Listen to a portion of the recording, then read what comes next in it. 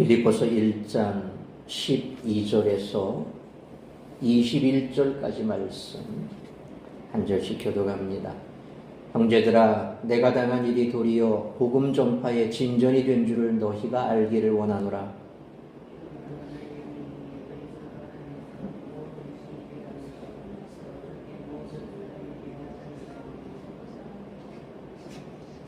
형제 중 다수가 나의 매임으로 말미암아 주 안에서 신뢰함으로 겁없이 하나님의 말씀을 더욱 담대히 전하게 되었느니라.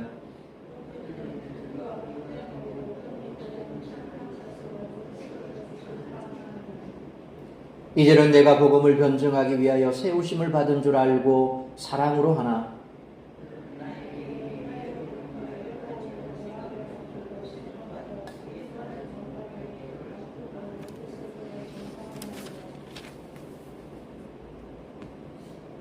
그러면 무엇이냐? 거칠애로 하나 참으로 하나 무슨 방도로 하든지 전파되는 것은 그리스도니 이로써 나는 기뻐하고 또한 기뻐하리라.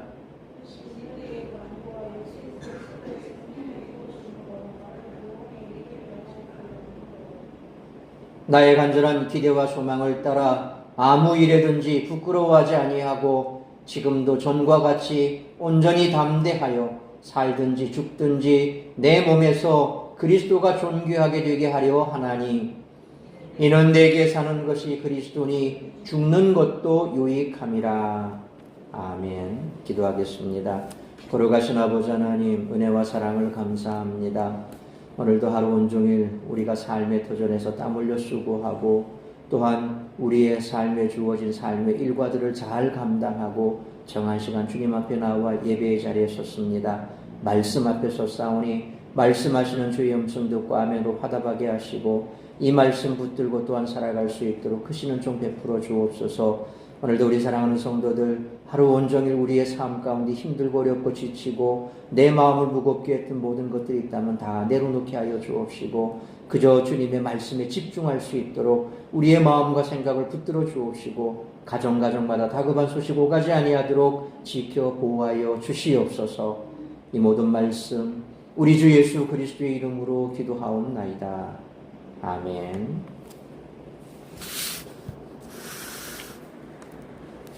바울은 이례적으로 자신의 상황을 서신 초반부에 기록합니다. 그는 자신의 매힘이 오히려 복음 전파의 진전이 되었다는 사실, 어떻게든 그리스도께서 전파되는 것이 중요하다는 사실, 자신의 복음 사역에 수신자들의 기도가 중요하다는 사실, 자신에게 일어난 모든 일이 구원의 확신을 주고 오직 그리스도께서 존귀하게 여김을 받게 됨으로 인해 기뻐한다는 사실을 전달하고 있습니다. 이는 대적으로 인해 마음이 나뉘고 분쟁이 생긴 수신자들에게 큰 격려와 도전이 됩니다. 그들은 바울이 전한 소식을 듣고 그를 위해 계속 기도하고 협력하면서 그리스도만 존귀하게 여김을 받도록 복음 사역에 매진한 것입니다. 먼저 바울은 자신의 매임과 자신이 당한 모든 일이 복음 전파의 진전이 되었음을 알립니다.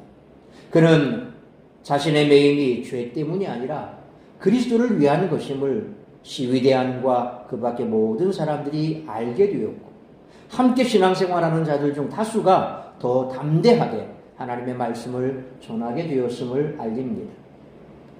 한편 복음을 전하는 자들 중에 착한 뜻을 가진 자들도 있지만 이기적 욕심과 경쟁을 품은 자들도 있었습니다. 착한 뜻을 가진 자들은 하나님이 바울을 매이게 하신 목적을 분명히 알고 행합니다. 그러나 이기적 욕심과 경쟁심을 품은 자들은 순수하지 못한 마음으로 복음을 전합니다.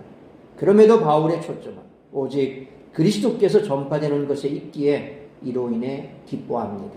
이는 오직 복음 전파에 초점을 맞추어야 함을 교훈합니다. 바울은 살든지 죽든지 자신의 모든 것으로 그리스도께서 존귀하게 여김을 받는 일에 최선을 다합니다.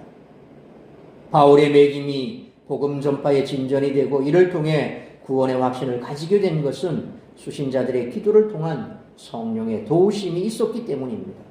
바울이 살든지 죽든지 오직 그리스도만 존귀하게 됨을 확신하기에 항상 기뻐할 수 있는 것처럼 우리들의 삶의 초점 또한 그리스도께서 존귀하게 여김을 받는데 맞추어야 할 줄 믿습니다. 바울은 복음을 전하기 위해 로마에 갔지만 옥에 갇히고 말았습니다.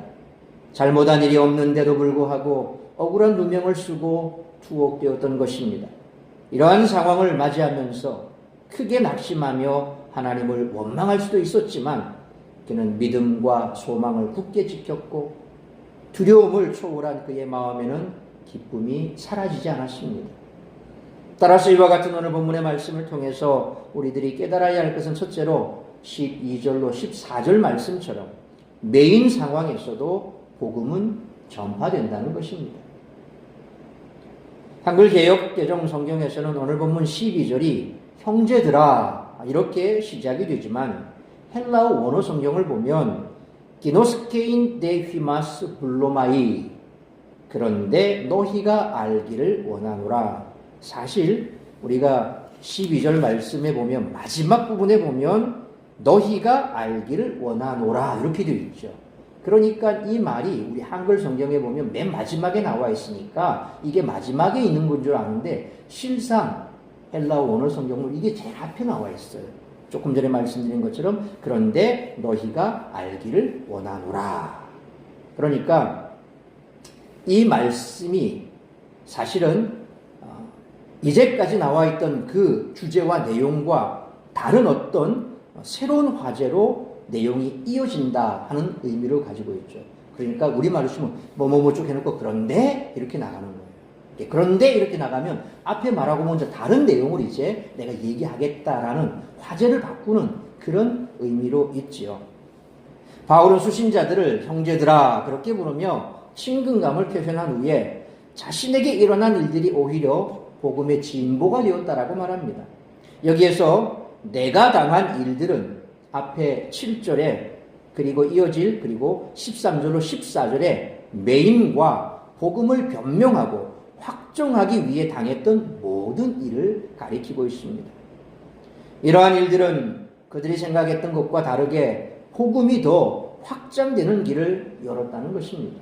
복음의 확장은 두 가지로 확인됐습니다. 첫째로 13절 말씀처럼 바울의 매임이 그리스도 안에서 시위대안과 기타 모든 사람에게 나타난 것입니다. 여기에서 엔 그리스도 안에서라는 말은 바울의 매임이 범죄로 인한 것이 아니라 그리스도를 위한 것임을 혹은 그리스도의 고난에 참여하는 차원의 일임을 의미하는 것이죠.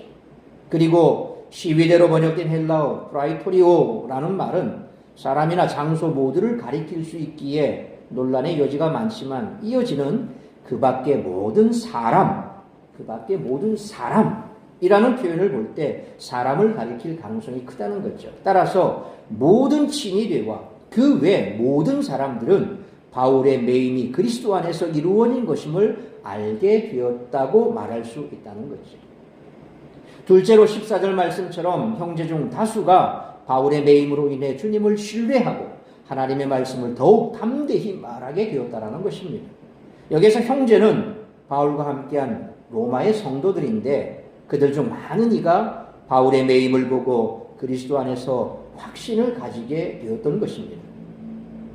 이러한 그들의 변화를 바울은 부사, 아포모스라고 하는 말, 이건 우리말로 하면 겁없이 뭐 이런 뜻이고요. 또 페리소테로스라고 하는 말인데 이건 더욱, 이와 함께 부정사 톨만 감히 뭐뭐하다 라는 이러한 이 부사와 부정사를 사용해서 복음을 전하는 형제들이 어떻게 변화되었는지를 보여주죠. 겁이 없어졌고 더욱이 이러한 상황 속에서 감히 그들이 두려움 없이 복음을 전하게 되었다. 그러니까 점점 더 그들이 주 예수 그리스도의 그 은혜 가운데 바울이 왜 갇히게 되었는지, 왜 매이게 됐는지, 왜 하필 사도가 복음을 전해야 될 사람이 저렇게 감옥에 갇혀 있는지 그 부분에 대해서 굉장히 의심을 가지고 있었고 그래서 그것 때문에 여러 사람들의 말이 많았던 거죠. 그래서 바울에 대해서 부정적인 표현을 하는 사람, 뒤에도 나오겠습니다만 부정적으로 어떤 그런 얘기를 하는 사람도 있고 바울에 대해서 심하게 또 폄훼하는 사람도 있고 여러 사람들이 있었다라는 겁니다. 그럼에도 불구하고 로마에 있는 이 형제들은 이것 때문에 오히려 더 그들이 겁이 없어졌고, 왜? 갇혀 있지만 하나님께서 복음에 진보가 있게 하셨고 더 복음이 진전이 있게 하셨던 모습을 보면서 하나님께서는 가둬두고도 이런 일을 하시고 있고 우리가 자유롭게 하면 더 우리를 통해서 하나님께서 일하실 것이다라는 확신이 생긴 거죠. 그래서 겁 없이 더욱 감히 이렇게 복음을 전할 수 있었다라는 부분에 대해서 이런 헬라 표현을 통해서 말하고 있는 거죠. 이처럼 바울은 자신이 로마의 감옥에 갇혀 있는 상황이 오히려 복음 전파의 진전이 되었다라고 선언합니다. 이는 스스로 희망을 잃지 아니려고 자신을 위로하는 차원에서 한 말이 결코 아닙니다. 그는 수감되어 있는 상황에서도 황제 직속 정예 부대였던 시위대 및 경비병들에게 지속적으로 복음을 전했고 그렇게 해서 복음이 로마 제국의 군대 안으로 침투하게 되었던 거죠. 우리가 아는 대로 바울이 갇혀있는 그 감옥은 사람을 만날 수 없는 저기 지하 감방이 아닙니다. 당시 로마에서 바울이 갇혀있던 그 당시만 하더라도 사람들이 오고 갈 수 있고 접견도 할 수 있고 뭐 이런 시스템이 있었거든요. 그리고 또 바울이 특별히 황제에게 상소를 했기 때문에 바울을 경비하는 경비병이 있습니다. 그러니까 바울이 그 경비병을 하루 종일 그냥 세워뒀겠습니까? 바울 성질에. 그냥 안 세워두는 거죠.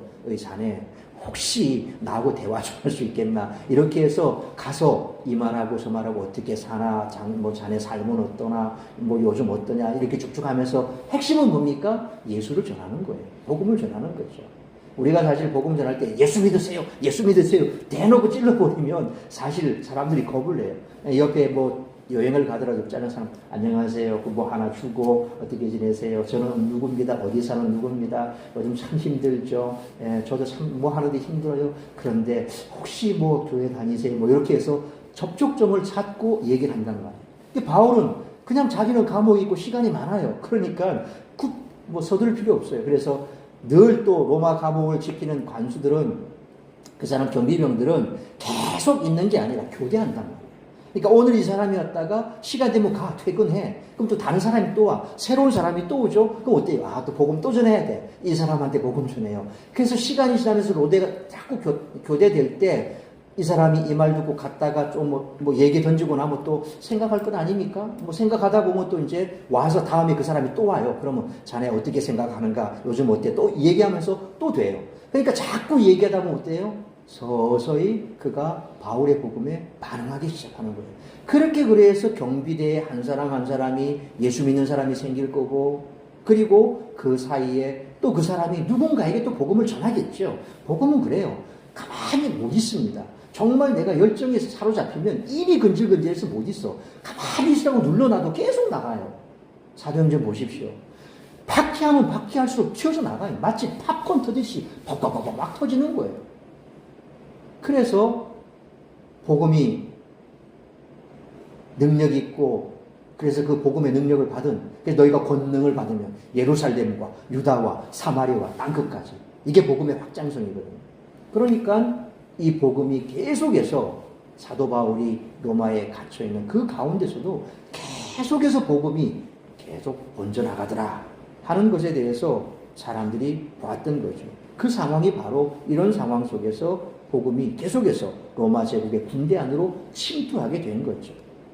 이러한 바울의 담대한 모습을 통해 다른 형제들이 그리스도를 향한 더 큰 믿음과 담력을 얻게 되었고 이후에는 더 담대하게 복음을 전할 수 있게 되는 것이죠. 그러니까 갇혀있는 바울도 저렇게 감옥 안에 있으면서도 계속해서 복음을 전하고 그 복음을 받은 자들이 로마 군대 안으로 군인이라는 것은 명령 복종하에 있고 그리고 그들이 잘못하면 목이 날아갈 수도 있고 가정이 엄청난 어려움을 겪을 수도 있습니다. 왜? 로마 황제가 금한 거잖아요. 황제를 숭배해야 되는데 이 기독교에 대해서 로마가 박해하고 있지 않습니까? 그럼에도 불구하고 로마의 녹을 받아먹고 있는 군인들이 그렇게 바울의 복음을 듣고 복음을 전하는데 저렇게 바울도 감옥에서 복음을 전하는데 우리가 전하면 하나님이 얼마나 힘을 주시겠는가? 얼마나 담대함이 되겠습니까? 그래서 바울의 이와 같은 모습을 통해서 점점 더 복음이 담대하게 전해지는 거죠. 바울이 체포되어 감옥에 갇힌 상황이 사실 성도들을 낙심시킨 것이 아니라 오히려 더 큰 용기와 소망을 주게 된 것이죠. 만약 바울이 복음을 전하다가 감옥에 갇힌 이를 비통해하며 절망을 선택했더라면 복음이 진전되는 역사는 아마 불가능했을 것입니다. 그러니까 사실상 이 빌립보서 자체가 왜 기쁨의 소식입니까? 바울은 자기가 갇혀 있음에도 불구하고 빌립보 성도들은 끊임없이 자기를 위해서 기도했고 도와주었고, 사실 로마 감옥은 그게 돈을 주고 있는 곳이에요. 호텔하고 같은 거예요. 갇혀 있는 호텔이에요. 그냥 준 게 아니라 로마의 당국에 돈을 주는 거예요. 돈을 주고 그가 거기에 머물고 있는 거죠. 그러니까 그 바울이 필요한 것도 거기에서 주는 게 아니라, 우리 뭐 교도소 가면 뭐 콩밥 주듯이 밥 주는 게 아니라 알아서 해결해야 돼요. 그러니까 그에 필요한 모든 것들을 빌립보 성도들이 도와준단 말이에요. 필요한 것들을 도와주기도 하고 기도도 해주고 후원도 해주고. 그러니까 바울의 입장에서는 그것만 보더라도 얼마나 감사해요. 그런데 거기에 갇혀 있으면서도 계속해서 복음의 열정으로 경비원들을 향해서 복음을 전하니 그들이 변화되고 복음을 받아들이고, 그래서 그들이 또 다른 사람들에게 복음을 전하게 되는 이런 일들을 계속 보게 되고, 또 그와 더불어 밖에 있는 사람들도 이 바울의 모습을 보면서 더 분발해서 복음을 전하는 소식이 막 들어오니까 바울은 감옥에 갇혀 있어도 얼마나 신이 나는지 몰라요. 그래서 빌립보서가 기쁨의 서신인 거예요. 기쁘고 심지어는 뒤에도 나옵니다만은 자기에 대해서 비방하고 모욕하고 이래도 바울은 뭐라고 얘기합니까? 전해지는 것이 복음이라면 나 괜찮아. 내가 똥칠 각오를 하더라도 나 괜찮아. 내 이름에 먹칠해도 괜찮아. 오히려 주님만 높아지는데 나는 괜찮아. 뭐 이렇게 되는 거죠. 그러니까 만약 바울이 거꾸로 하나님 왜 나를 감옥에 가두셨습니까? 내가 감당해야 할 사명이 있는데 사람들이 나를 뭐라고 합니까? 욕합니다. 하나님의 말씀을 받은 사도가 감옥에 갇혀 있다고 욕합니다. 하나님 어떻게 하시겠습니까? 이렇게 비통해했다면 아마 이 빌립보서는 나오지 않았을 겁니다. 그리고 이 서신이 기쁨의 서신이 될 수가 없었겠죠. 더 이상 아마 바울은 복음서를 쓰지 못했을 겁니다. 그러므로 하나님 나라의 복음을 멈추지 않고 전파하기 위해 현실의 암담한 상황에서도 절망하지 않고 복음을 전하는 우리 모두가 되시기를 축원합니다. 두 번째로 15절로 18절 말씀처럼 분쟁의 상황에서도 복음은 전파된다는 것입니다. 바울의 15절 말씀처럼 담대히 복음을 전하는 형제들 중 두 부류가 있음을 대조적으로 소개합니다. 먼저 한 부류는 푸토노스, 투기와 에리스, 분쟁으로 그리스도를 전파하는 자들입니다. 다시 말해서 이들은 질투심과 다툼 또는 경쟁의식으로 복음을 전한다는 것입니다. 또 다른 부류는 착한 뜻으로, 선한 뜻으로 그리스도를 전파하는 사람들입니다. 이들은 바울이 매임을 당한 동기를 정확히 알고 있었습니다. 바울의 매임의 의미가 무엇인지 16절에 나타나고 있습니다. 여기에서 세우심을 받다라고 번역된 헬라어 케이마이라고 하는 것은 두다 또는 비유적으로 임명되다라는 뜻의 수동태 동사입니다. 바울이 하나님의 의지에 복음 교노를 위해 그곳에 세움을 입었다라는 것입니다. 따라서 하나님이 행하신 일을 분명히 아는 자들은 사랑으로 복음을 전했던 것입니다. 앞서 제가 충분히 설명을 드렸습니다. 왜 바울을 로마 감옥에 2해 동안이나 거기 있으면서 거기에 가둬놨을까? 왜 그랬을까? 그냥 바울이 돌아다니면서 로마 신역에서 복음을 전했다고 생각해 보십시오. 당장 잡혀가서 참수형 당했습니다. 그런데 감옥에 갇혀 있으니까 어쨌든 황제 앞에 재판받기 전까지는 뭡니까? 갇힌 몸이에요. 근데 갇혀 있는데 1대1로 또 복음을 받을 사람이 거기 있잖아. 그러니까 이거 절호의 찬스 아닙니까? 하나님께서 그렇게 해서 그 사람들 로마인들을 통해서 로마 군대 안으로 복음을 집어넣으신 거예요. 그러니까 이 하나님의 계획하심이 얼마나 신묘막측합니까? 이걸 이 사람들은 알았다는 거죠. 그러니까 선한 뜻을 품고 있었던 사람, 착한 뜻을 가지고 있던 사람들은 이 의미를 분명히 알고 있었다는 것이죠. 그래서 바로 하나님께서 바울을 여기에 세워주신 것이다. 내가 여기에 세움을 받았다. 라고 말씀합니다. 그러나 바울이 옥에 갇히게 된 목적을 정확히 모르는 자들은 17절 말씀처럼 그의 매임에 괴로움을 더하게 할 줄로 생각해 순전하지 못하게 다툼으로 복음을 전했습니다. 여기서 알고 행하는 것과 막연한 생각으로 행하는 것이 대조를 이룹니다. 순수하지 못하게 다툼으로 라는 말은 신실하지 못하게 이기적 욕망을 가지고 복음을 전했다라는 말씀이죠. 바울이 이 같은 사실을 언급한 것은 빌립보 교회도 이 같은 상황에 있거나 앞으로 있을 수 있기에 오직 복음의 진보에 힘쓰라고 권하려는 의도인 것 같습니다. 이어지는 18절에서는 앞서 제시한 두 부류의 사람을 외모로 하나 참으로 하나라는 문장으로 요약합니다. 외모로 하는 것은 가시적으로 하는 것을 말합니다. 어떤 방편을 사용하든지 바울은 오직 예수 그리스도께서 전파되는 것에만 관심이 있기에 이로 인해 기뻐할 뿐입니다. 뿐만 아니라 바울은 미래 시제 동사 카레소마이 기뻐하리라 라는 말을 사용해서 앞으로도 계속 기뻐할 것이라고 말씀하고 있습니다. 어쨌든 내가 보니까 지금 이 상황이 기쁘고 앞으로도 아마 계속적으로 하나님께서는 그렇게 우리를 복음의 진보가 있도록 만들어 주실 것이기 때문에 나는 기뻐할 것이다 라고 말씀하는 거죠. 이처럼 복음을 전하는 이들 가운데는 순수한 동기와 사랑으로 복음을 전하는 이들이 있는가 하면 시기와 다툼으로 복음을 전하는 이들도 있었습니다. 후자는 바울을 시기하는 이들로 바울이 로마 감옥에 갇힌 때를 틈타 바울이 섬겨왔던 사역지를 침범하기도 했습니다. 바울이 쌓아온 명성과 명예를 찬탈하고 싶었던 거죠. 이러한 일들이 사역지에서 일어나고 있다는 소식을 알게 되었을 때 바울은 그들에 대한 증오를 품지 않았습니다. 그들의 동기가 어찌됐든 거짓 가르침이나 이단 사상이 전파되는 것이 아니라고 한다면 그리스도의 복음이 전해지고 있다는 사실만으로 자신은 기쁘고 또 기쁘다라고 고백을 합니다. 사실 오늘날 특히 도시 안에서 교회를 개척하는 것이 상당히 어렵습니다. 개척할 수 있는 곳을 찾기도 어렵고 또 뭐 돈이 있으면 뭐 어디든 땅을 사서 교회 지으면 되죠. 또 그렇게 안 되니까 교회는 개척해야 되겠고 해서 서울 뭐 상가 같은 곳에는 한 층에 하나씩 교회가 있다 뭐 이런 얘기, 그것도 교단별로 하나씩 있더라. 그래서 교회 백화점이다. 그 상가는 교회 백화점이다. 이런 말까지 우스갯소리가 나오는데 사실상 거기에 대해서 우리가 크게 나쁘게 생각할 건 없다고 봅니다. 오늘 바울의 관점에서 바라본다면, 그죠? 이단만 아니라고 한다면, 정상적인 교회만이라고 한다면, 내가 여기 들어와 있다고 해서 이 조그마한 상가 속에 내가 들어와 있다고 해서 그 지역의 모든 사람을 다 전도합니까? 아파트 한 동만 얻어도 다 못 찾죠. 그러니까 내가 이 교회 먼저 선점했으니까 너 들어오지 마. 뭐 이렇게 뭐라 할 겁니까? 이단만 아니라면 누가 들어오든지 간에. 그럼 뭐 술집 들어오고 나이트 들어오는 것보다 교회 들어오면 좋지 않습니까? 그래서 오늘날 우리들도 여기 교회 저기 교회 왜 이래 교회가 많노라고 우리가 자꾸 뭐라 할 것이 아니라 교회가 많으니 좋다. 사실상 요즘에는 교회들이 자꾸 문을 닫는 현실 아닙니까? 코로나 이후로. 옛날에는 어떻습니까? 비행기를 타고 인천공항은 좀 그렇지만 서울 상공을 싹 지나가면 멀겋다 그러죠. 전부 다 빨간 십자가다. 서울 상공의 빨간 십자가다. 얼마나 감사한 일입니까? 술집 한방 반짝반짝 하는 것보다 교회 십자가 많은 게 얼마나 좋습니까?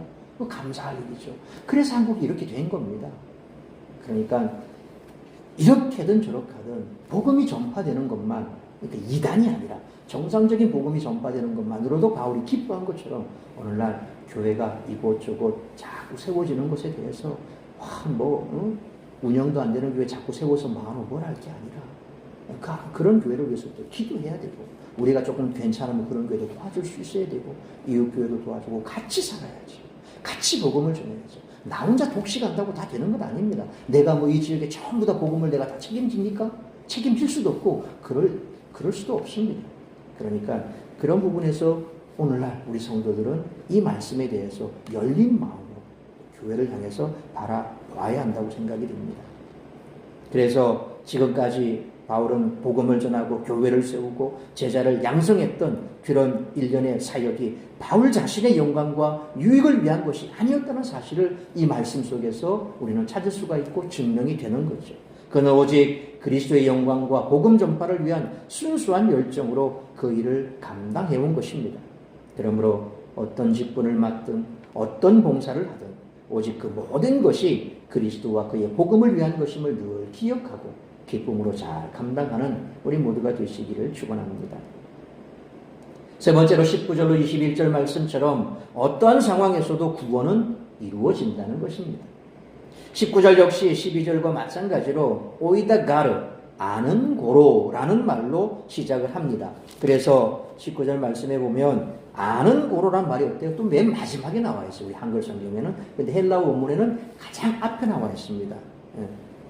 그래서 이 아는 고로라는 말로 시작해서 이유를 설명하고 있어요. 이것이 나를 구원에 이르게 할 줄 아는 고로, 기뻐한다라고 설명합니다. 여기에서 투토, 이것은 12절에서 설명한 자신의 매임으로 인해 복음 전파가 진전된 것을 말합니다. 한편 여기에서 사용된 소테리아, 구원의 의미가 무엇인지 논란의 여지가 많습니다. 현재 상황에서 벗어나는 것을 의미할 수도 있지만 이어지는 20절로 21절에서 죽음도 유익하다라고 한 것을 보면 궁극적인 영혼 구원을 말하는 것 같습니다.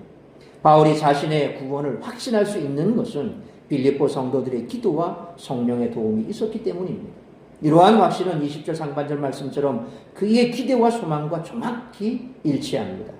그런데 20절 하반절에 아무 일에든지 이하의 말씀, 아무 일에든지라고 시작되는 이 문장이 바울의 기대와 소망에 대한 내용인지 혹은 19절에 아는 것에 대한 두 번째 내용인지 사실 의견이 나뉩니다. 그러나 어떤 주장이든지 간에 바울은 자신의 매임과 앞으로 일어날 어떤 상황에서도 부끄러움이나 치욕을 느끼지 않으리라 그렇게 확신을 하고 있습니다. 그 확신은 그가 처한 상황이 아니라 하나님의 신실하심에 근거한다는 거죠. 다시 말해서 예수 그리스도의 종 바울은 주님이 그를 통해 영광을 받지 못하실 때 부끄러움을 느낄 것입니다. 그래서 바울은 언제나 그러하듯 온전히 담대하여 그리스도께서 존귀해지도록 그렇게 하려는 생각뿐이었던 것이죠. 여기에서 온전히 담대하여라고 번역된 엔파세파르레시아라고 하는 말을 직역하게 되면 모든 담대함으로 라는 뜻이 됩니다. 최고로 담대한 태도를 이야기할 때 최상급입니다. 그래서 최고로 담대하게 그런 의미죠. 그리고 살든지 죽든지로 번역된 에이티디아 조여스 에이티디아 타나투라고 하는 말은 또 직역하면 삶을 통해서나 죽음을 통해서나 라는 뜻이 되죠. 바울이 옥에 갇힌 것을 고려하면 재판 결과 그가 살아서 나가게 되든 처형당하게 되든 자신의 몸에서 그리스도께서 존귀 여김을 받게 하겠다라는 말이 됩니다. 물론 바울은 결국 잠시 풀려났지만 다시 곧 감옥에 갇히게 되고 그리고 사형에 처해지게 됩니다. 죽죠. 어쨌든 간에 바울은 그가 감옥에 있든지 풀려나든지 뭐 거기에서 감옥에서 죽임을 당하든지 그건 상관이 없다는 겁니다. 이렇게 되든 저렇게 되든 나를 통해서 주님만 영광 받으시면 난 그것으로 만족한다. 그는 그렇게 얘기하고 있습니다. 바울은 살든지 죽든지 내 몸에서 그리스도가 존귀하게 되게 하려 하나니라는 20절 하반절 말씀의 이유를 이어지는 21절에서 이렇게 설명합니다. 내게 사는 것이 그리스도니 라는 말은 자신의 관심이 오직 복음의 진보에 있다는 말처럼 자신의 삶은 오직 그리스도를 위하고 그리스도를 중심에 둔다라는 그런 말입니다. 그리고 죽는 것도 유익함이라 라고 한 것은 그리스도를 위해 죽는 것 또한 그리스도께 존귀하게 되는 계기가 될 수 있기 때문에 그것조차도 유익하다. 그렇게 표현한 거죠. 이처럼 바울은 감옥에 갇혀있는 상황을 두려워하거나 부끄러워하지 않았습니다. 왜냐하면 성도들의 기도가 있었고 성령의 도우심이 함께해 반드시 구원이 이루어지리라는 기대와 소망이 있었기 때문입니다. 그는 구원에 대한 확신을 가짐으로써 죽음에 대한 두려움이 사라졌을 뿐만 아니라 죽는 것도 오히려 유익하다고 여기게 됐던 거죠. 그는 삶과 죽음의 문제를 초월해서 그리스도의 구원, 그리스도와 구원, 영생에 집중했습니다. 바울과 같이 그리스도를 중심에 두고 오직 그분만을 사랑하고 즐거워할 때 어두운 눈이 밝아져 영원을 바라보게 되고 구원을 현실로 여기며 살아가게 될 줄 믿습니다. 그러므로 어떠한 경우에도 구원은 이루어질 것이고 구원의 확신을 가지고 복음의 진보를 위해 오직 그리스도를 중심에 두는 삶을 살아가는 우리 모두가 되시기를 축원합니다. 사랑하는 성도 여러분, 바울의 담대함과 기쁨의 근원은 오직 그리스도였습니다. 그리스도의 영광에 집중하니 어떠한 동기가 되었든 그리스도가 전해진다는 사실 하나로 바울은 기뻐했습니다. 심지어는 죽음도 두려워하지 않게 되었습니다. 그러므로 복음의 진보를 위하여 오직 그리스도를 중심에 두고 그리스도를 위해 살아가는 우리 모두가 되시기를 주님의 이름으로 축원합니다. 기도하겠습니다. 걸어가신 아버지 하나님, 은혜와 사랑을 감사합니다. 감옥에 갇혀 있는 바울을 향하여 많은 사람들은 그를 비방하기도 하고, 또 왜 바울이 감옥에 갇혀 있는지에 대하여 알았던 사람들은 기쁨으로 감사함으로 더욱더 바울의 매임에 대하여 오히려 더 복음의 진전이 있었음에 그들이 고무되어서 그들 또한 복음의 진전을 위해 힘썼던 모습을 보게 됩니다. 매여 있거나 풀려 있거나 어떤 상황이 있든지 복음은 매이지 않습니다. 복음은 진보를 이루어 나갑니다. 우리가 복음에 열정이 있고 또한 하나님께서 주신 사명 가운데 붙들려 있다면 복음은 결코 퇴보하지 않습니다. 예수 그리스도께서 우리에게 주신 이 귀한 사명을 우리가 잘 붙들고 갈 마음만 있다면 우리를 통하여 주님 영광 받으실 것입니다. 그래서 바울은 그의 매임에 대하여 기뻐하고 또한 내가 죽든지 살든지 이곳에서 죽게만 영광이 된다면 죽는 것도 유익하다고 고백할 수 있었던 것입니다. 왜냐하면 바울은 구원의 확신 속에서 복음의 진보를 위해서 주님을 중심에 둔 삶을 살았던 것입니다. 우리 또한 우리의 남은 생애가 주님을 내 중심에 두고 복음의 진보를 이루기 위해 복음을 전하기 위해 아낌없이 우리의 모든 것을 드릴 수 있는 그런 삶을 살아간다면 우리를 통하여 주께서 영광 받으실 것이요 우리가 어디에 있든지 우리를 통하여 복음이 증거되고 하나님의 영광이 나타나게 될 줄 믿습니다. 그런 삶을 살기로 결단하고 그런 삶을 살아갈 수 있는 우리 모두가 될 수 있도록 인도하여 주옵소서. 이 모든 말씀 우리 주 예수 그리스도의 이름으로 기도하옵나이다. 아멘.